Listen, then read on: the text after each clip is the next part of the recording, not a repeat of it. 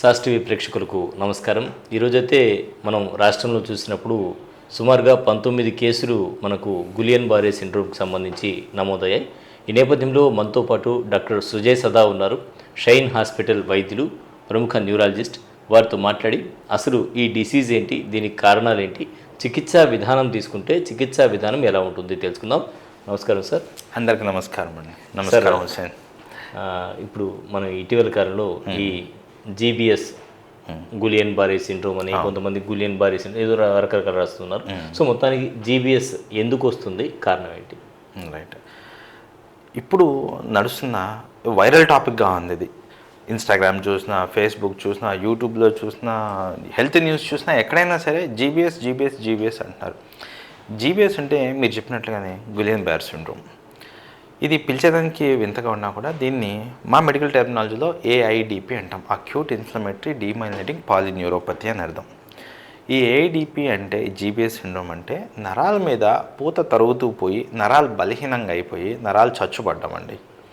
ఒక ఎగ్జాంపుల్గా చెప్పాలంటే ఒక కరెంట్ వైర్ తీసుకుంటే నరాలు కరెంట్ వైర్తోనే మనం సంబోధిస్తాం. కరెంట్ వైర్ మీద ఇన్సులేటెడ్ మెటీరియల్ ఉంటుంది, ప్లాస్టిక్ మెటీరియల్.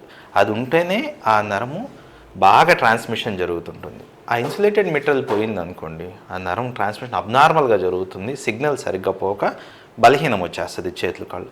అటువంటి ఇన్సులేటెడ్ మెటీరియల్ మీద అఫెక్ట్ చేసే జబ్బుని ఈ జీబీ సిండ్రోమ్ ఏఐడిపి అంటాం. అసలు ఇది ఎందుకు వస్తుంది, దీని లక్షణాలు ఏంటి, దీన్ని ఎలా కనుక్కోవాలి, దీనికి వైద్యం ఎలాగా అనేది. సరే, హిస్టరీలోకి వెళ్తే ఇది ఇప్పుడున్న జబ్బేం కాదండి. మేము మెడిసిన్ చేసే రోజులు, ఎంబీబీఎస్ చేసే రోజుల్లో కూడా బోల్డ్ అని కేసులు చూసేవాళ్ళం గవర్నమెంట్లో కూడా. ఇప్పుడు కొద్దిగా వాటి యొక్క ఇన్సిడెన్స్ పెరిగింది. ఎందుకు పెరిగిందో కూడా చెప్తాను. అసలు హిస్టరీ వైజ్గా వస్తే అలెగ్జాండర్ ది గ్రేట్ అని 30 years ఏజ్లోనే ఈ జబ్బుని బారిన పడి చనిపోయాడు తను. ఓకే.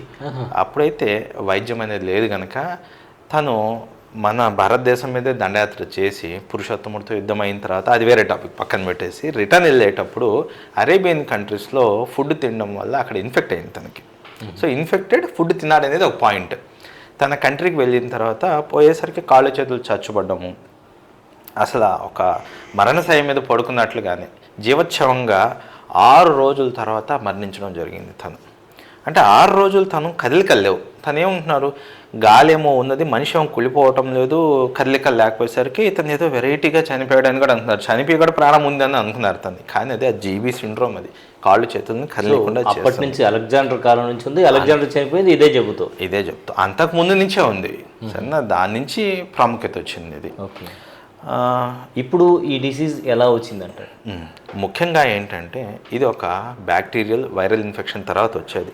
సాధారణంగా ఈ జబ్బు వచ్చి ఒక 3 వారాల ముందు 100లో 30% మందికి ఈ జబ్బు వచ్చిన వాళ్ళు 30% మందికి లూజ్ మోషన్సో వామిటింగ్సో జరిగి ఉంటాయి, లేదా దగ్గు జలుబు వచ్చి గొంతు నొప్పి రొంప అంటాం కదా, అలా జరుగుంటుంది.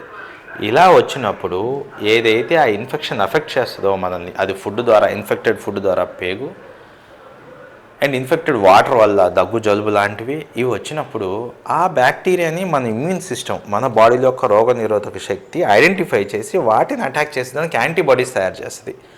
ఆ యాంటీబాడీస్ ఆ బ్యాక్టీరియా వైరస్ని చంపడం కాకుండా మన నరాల మీద పడి, ఏదైతే ఇందాక నేను ఇన్సులేటెడ్ మెటీరియల్ చెప్పానో ఆ ఇన్సులేటెడ్ మెటీరియల్ అంతా డ్యామేజ్ చేసి తినేయడం వల్ల నరాలు బలహీనం అయిపోయి వీక్నెస్ వచ్చేసి కాళ్ళు చేతులు కదలకుండా అవుతుంది. సో మన యొక్క రోగనిరోధక శక్తి మన నరాల మీదనే అఫెక్ట్ చేయడమే GB syndrome. Auto antibody system అంటాం దాన్ని. సరేనా, ఇది ఎందుకు వస్తుంటే ఇప్పుడు మీకు అర్థమైపోయింది. వ్యర్థ పదార్థాలతో, కలుషితమైన పదార్థాలతో తిండి, నీళ్లు, బ్యాక్టీరియల్ వైరల్ ఇన్ఫెక్షన్స్ వల్ల కామన్గా బ్యాక్టీరియా క్యాంపెలోబాక్టర్ జెజుని అంటాం, అది పేగులో ఉండే బ్యాక్టీరియా, అది అఫెక్ట్ చేసి బాడీకి స్ప్రెడ్ అవుతుంది. ఇంకా రోటా వైరస్ అనేసి, రెస్పిరేటరీ ట్రాక్ట్ న్యూమోనియా వైరస్లు అనేసి, వీటిని తగ్గించేదైనా తయారు చేయబడిన యాంటీబాడీస్తో వచ్చే నరాల డ్యామేజ్ని మనం జీబీ సిండ్రోమ్. రైట్. డాక్టర్ గారు, ఒక చిన్న సందేహం ఏంటంటే మహారాష్ట్రలో పూణే ప్రాంతంలో ఇది ఇటీవల కాలంలో వచ్చిందని చెప్పి చెప్తున్నారు. సో దాని తర్వాత అక్కడి నుంచి ఇది ఎలా స్ప్రెడ్ అయిందంటారు? అంటే ఆహారం వల్లే కలుషితం అని మీరు అంటున్నారు కదా, సో వేరే వేరే ప్రాంతాల్లో రావడానికి కారణం ఏంటంటారు? ఇది అంత పీక్ అయితే ఏం కాలేదండి. ఇదన్నీ నోటిఫైబుల్ డిసీజెస్ కాదు ఇది, అందుకే గవర్నమెంట్ దాకా పోలేదు. అంటే యూజువల్గా ఎవ్రీ ఇయర్ మేము గమనిస్తుండేది అంటే, మేము చదువుకునే రోజుల నుంచి నిమ్స్ హైదరాబాద్లో కానీ, స్విమ్స్ తిరుపతిలో కానీ, తర్వాత ఇక్కడ ప్రాక్టీస్లో కానీ అక్టోబర్ నుంచి స్టార్ట్ అవుతాయి ఈ కేసెస్. మార్చ్ ఫిబ్రవరి దాకా కొద్ది పీక్ అయ్యి తర్వాత తగ్గిపోతూ వస్తాయండి. సో యూజువల్గా చూసుకున్నట్లయితే ఈ మంత్స్లోనే కొద్దిగా బ్యాక్టీరియా వైరస్ బాగా ప్రబలంగా వస్తాయి. అవి అఫెక్ట్ చేయడం వల్లనే ఈ డిసీజెస్ బయటపడతాయండి. అంటే మా హాస్పిటల్లో కూడా గత డిసెంబర్లో ఈ జనవరిలో లాస్ట్ ఇయర్తో పోల్చుకుంటే ఎక్కువ కేసెస్ నమోదయ్యాయి. ఇది ఏం అక్కడి నుంచి స్ప్రెడ్ అవ్వడం కాదండి. ఈ వైరస్ బ్యాక్టీరియా ఎలాగైతే గాలిలో డ్రాప్లెట్స్, ఫుడ్ పార్టికల్స్లో, ఇన్ఫెక్టివ్ పార్టికల్స్లో స్ప్రెడ్ అవుతుందో అలానే స్ప్రెడ్ అవుతుంది. కానీ ఇది అక్కడి నుంచి స్పెసిఫిక్ ఇక్కడికంటూ ఏం రాలేదండి. ఓకే, అంటే స్ప్రెడ్ అయ్యేది కాదు, ఒకరి నుంచి ఒకరికి వస్తుందా ఇది? ఇది మనం కరోనా చూసాం కదా, కరోనా లాగే మనం వచ్చేటువంటి అవకాశం ఉందా? GB syndrome is a non contagious disease. ఒకరి నుంచి ఒకరికి తాకడం వల్ల, కౌగిలించుకోవడం వల్ల, కిస్ చేసుకోవడం వల్ల స్ప్రెడ్ అయ్యే డిసీజ్ కాదు. ఇది మన బాడీలో, ఇది కూడా ఫర్ ఎగ్జాంపుల్ చెప్తాను చూడండి, ఇన్ఫెక్షన్ వచ్చింది. ఇప్పుడు ఫర్ ఎగ్జాంపుల్ ఒకే ప్లేట్లో భోజనము, ఇన్ఫెక్ట్ అయిన భోజనాన్ని ఒక 10 మంది తిన్నామనుకోండి, ఆ 10 మందిలో ఒక 3-4కి వచ్చే అవకాశం, అందరికి ఇన్ఫెక్ట్ అయినా కూడా. ఎందుకంటే వాళ్ళ ఇమ్యూన్ సిస్టమ్ వాళ్ళకే రియాక్ట్ అవుతుంది, అది కొంతమందిలో రియాక్ట్ అవుతుంది. ఎవరు అనేది మనం చెప్పలేం, జెనెటికల్ ప్రీడిస్పోజ్డ్ ఉంటారు వాళ్ళు. సో 10 మంది అఫెక్ట్ అయినా కూడా ఒక 3లోనే డెవలప్ అయ్యే ఛాన్స్ ఉంటుంది, అందరికీ రాదు. And non contagious spread. Right doctor గారు, అలాగే ఆరోగ్య శాఖ మంత్రి సత్యకుమార్ గారు కూడా చెప్పడం జరిగింది దీనికి సంబంధించి. తమ దగ్గర భయపడాల్సిన అవసరం లేదు, ఆరోగ్యశ్రీ కింద కూడా ట్రీట్మెంట్ చేసే విధంగా ప్రభుత్వ చర్యలు తీసుకుంటుంది, దీనికి సంబంధించి ఇంజెక్షన్స్ ఉన్నాయని. మరోవైపు కొంతమంది దీనికి సంబంధించి ఇంజెక్షన్స్ కాస్ట్లీ మెడిసిన్ వాడాల్సి ఉంటుంది అనేటువంటి ప్రచారం కూడా జరుగుతుంది. సో ఒకవేళ ఇది వస్తే అంత కాస్ట్లీ మెడిసిన్ వాడాల్సినటువంటి పరిస్థితి ఉంటుందా? దీనికన్నా ముందు మనము ఈ డిసీజ్ వచ్చిన వాళ్ళలో మన ఇమ్యూనిటీని బట్టి 10 మందికి వచ్చింది అనుకుందాం, 10 మందిలో ఈ జబ్బు వచ్చింది, జీబీఎస్ 10 మంది అఫెక్ట్ అయిపోయింది. వాళ్ళలో 4 వరకు ఇదే జబ్బు 4 వారాల్లో పెరిగి అదే తగ్గిపోతుంది. ఓకే, సీరియస్ డిసీజ్ అయితే కాదు, అంత సీరియస్ డిసీజ్ అయితే కాదు. కానీ మిగతా చెప్తాను, మిగతా ఇంకా 6 మంది ఉన్నారు కదా, వాళ్ళలో 3లో డిసీజ్ ఒక లెవెల్కి పెరిగి అలాగే స్టేబుల్గా ఉంటుంది. రైట్, 2 పాయింట్లు గుర్తుపెట్టుకోండి. మూడోది, ఒక 3లో డిసీజ్ పెరుగుతూ పోయి ఊపిరితిత్తుల కండరాల మీద ప్రభావం పడినప్పుడు వెంటిలేటర్ సపోర్ట్, లైఫ్ రిస్క్ అవుతుంది. ఓకే, సో మనం బాగా గమనించినట్లే 10 మందిలో 6 మంది 7 మంది వరకు స్టేబుల్ డిసీజ్, కొంతమంది అదే తగ్గిపోతుంది, కొంత 3కి మాత్రం వైద్యం కావాల్సి వస్తుంది. సో అంత సివియర్ కాదని అర్థమవుతుందా? ఇప్పుడు వైద్యానికి వద్దాం. ఈ వైద్యానికి వచ్చినప్పుడు దీనికి ముఖ్యంగా 2 రకాలు ఉంటాయి. ఒకటి ఇమ్యునోగ్లోబులిన్స్ అంటాం, వాటిని ఐవిఐజీ అంటాం. రెండోది ప్లాస్మా ఫెరిసిస్ అంటాం అనమాట. ఆ ప్లాస్మా ఫెరిసిస్లో రక్తాన్ని శుద్ధి చేయడం, మన రక్తాన్ని యాంటీబాడీస్ ఫిల్టర్ చేయడం, ఎక్కియడం. ఐవిఐజీలో ఈ యాంటీబాడీస్ అగేన్స్ట్గా కాంపిటేటివ్గా ఇంకో యాంటీబాడీస్ని ఎక్కియడం. ఇమ్యునోగ్లోబులిన్స్ అంటాం, అవి ప్రోటీన్ పార్టికల్స్. అవి ఇమ్యునోగ్లోబులిన్స్ అనేది ఎక్స్పెన్సివ్ థింగ్. ఒక సామాన్య మధ్య తరగతి వాళ్ళు కూడా దాన్ని ఖర్చు చేసుకోవాలంటే కష్టతరమైంది. దీన్ని గవర్నమెంట్ ఇన్స్టిట్యూట్స్లో ఇంతకుముందు కొన్ని ఇన్స్టిట్యూట్స్లో ఉండేటివి, ఇప్పుడు కూడా కొన్ని ఇన్స్టిట్యూట్స్లో ఇస్తున్నారు. సో గవర్నమెంట్ సెక్టార్ కూడా బాగా హెల్ప్ చేస్తుంది దీనికి. అవి స్పెషల్ డ్రగ్ కన్సిడరేషన్ కింద పెట్టి ఎక్కించడం జరుగుతుంది. ఆ ఇంజెక్షన్స్ని 5 రోజుల్లో సరైన మోతాదుల్లో, అంటే ఇంత మిల్లీగ్రాములు, ఇంత కేజీకి ఇవ్వాలి అన్నట్టు మేము క్యాలిక్యులేట్ చేసుకొని వెయిట్ని బట్టి ఇస్తాం అనమాట. అది 5 రోజులు డివైడ్ చేసుకొని 5 రోజులు ఇస్తాము. ఇచ్చిన వెంటనే రెస్పాన్స్ కనిపించదు, కొన్ని ఫ్యూ డేస్ నుంచి ఫ్యూ వీక్స్లోకి రెస్పాన్స్ కనిపిస్తూ వస్తుందండి. ఇంకా ప్లాస్మా ఎక్స్చేంజ్ అంటే ఏదైతే డయాలసిస్ పేషెంట్కి మనము కిడ్నీ డయాలసిస్ చేస్తుంటాం కదా, అదే పద్ధతి ఉంటుంది, ఫిల్టర్ మారుతుంది అంతే. ఆ ఫిల్టర్ని మార్చుకుంటూ దాన్ని చేసుకుంటూ అది కూడా 3 నుంచి 5 రోజుల దాకా ప్లాస్మా ఫెరిసిస్ చేసి రక్తాన్ని శుద్ధి చేసి యాంటీబాడీస్ని ఫిల్టర్ చేసి మళ్ళీ మన రక్తాన్ని ఎక్కించడం. రెండిట్లో ఈక్వల్ రిజల్ట్స్ ఉంటాయండి.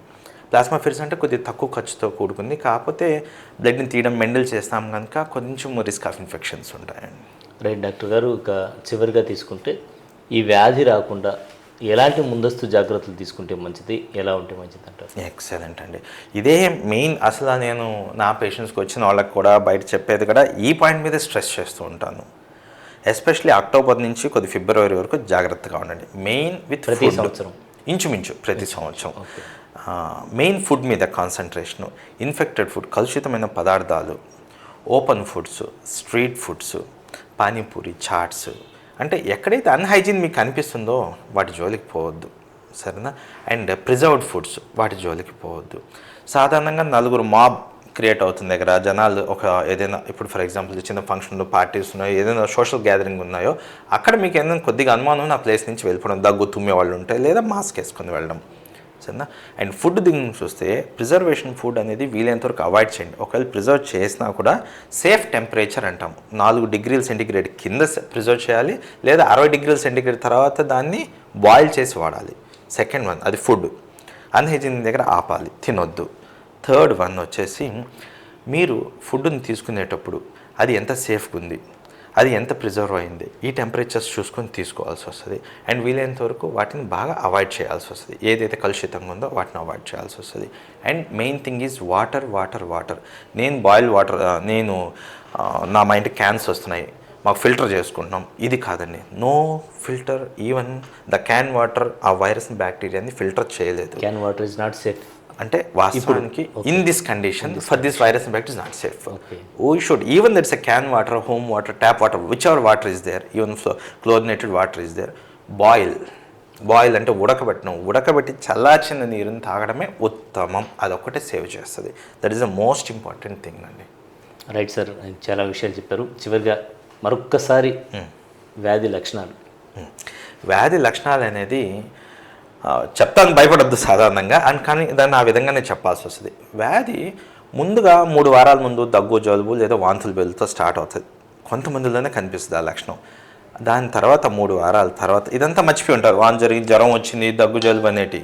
కానీ లక్షణాలు మొదలుపెట్టేటప్పుడు కాళ్ళు చేతుల్లో తిమ్మిర్లు, మొద్దు బారడము, ఏదో కాళ్ళల్లో నొప్పిగా రావడము, 1-2 రోజుల తర్వాత కింద కూర్చుంటే లేలేకపోవడం. యూజువల్ ఇండియన్ స్టైల్లో బాత్రూమ్స్ కూర్చొని లేలేకపోతున్నాను, నీకు ట్యాప్ సపోర్ట్ తీసుకొని లేయడం.